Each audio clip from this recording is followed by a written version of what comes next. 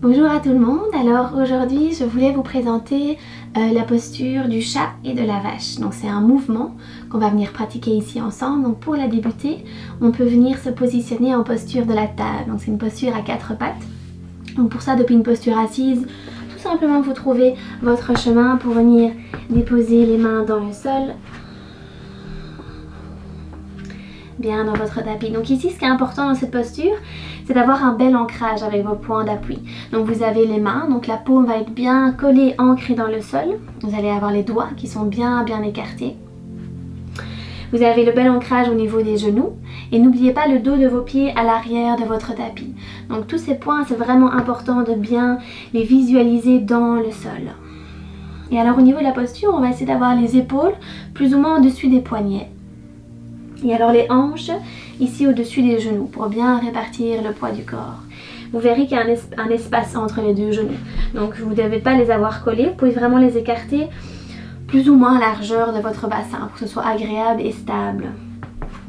Donc une fois que vous êtes dans la posture ici à 4 pattes, sur l'inspiration, on va venir laisser tomber le nombril vers le sol et ouvrir le cœur loin vers l'avant. Dégager la tête des épaules. Sur l'expiration, c'est comme si on venait faire le mouvement inverse. Donc on pousse toujours bien dans les mains, on vient arrondir le dos vers le ciel et on rentre bien le menton vers la poitrine, le nombril vers la colonne vertébrale. Et ici on continue en fait son mouvement tout simplement. Donc à l'inspire, vous pensez l'ouverture du cœur, la tête dégagée des épaules. Et à l'expire, on arrondit. Donc vraiment, vous rentrez le bas de la colonne vertébrale, vous arrondissez le plus possible le dos vers le ciel, rentrez le menton et continuez à votre rythme. Donc ici, ce qui est intéressant, c'est de suivre votre rythme respiratoire. Donc c'est vraiment la respiration qui va guider le mouvement.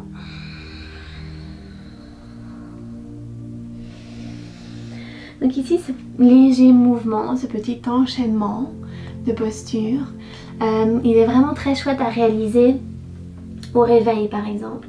C'est une posture, un mouvement qui va venir échauffer tout le dos, éveiller le corps. C'est un mouvement qui est assez fluide et vous pouvez vraiment travailler en douceur. Et au fur et à mesure que vous vous sentez bien dans la posture, vous créez des mouvements de plus en plus amples. Vous allez à chaque fois un petit peu plus loin. Mais au réveil, c'est vraiment bien, après vraiment une nuit où on est resté stable et allongé, pour venir réveiller en douceur le corps.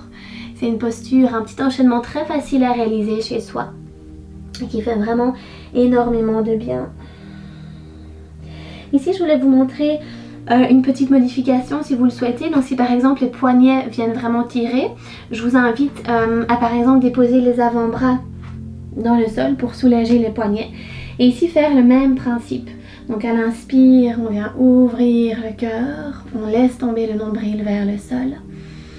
Et à l'expire, on arrondit le plus possible le dos en rentrant le menton. Donc je le remonte encore une fois ici.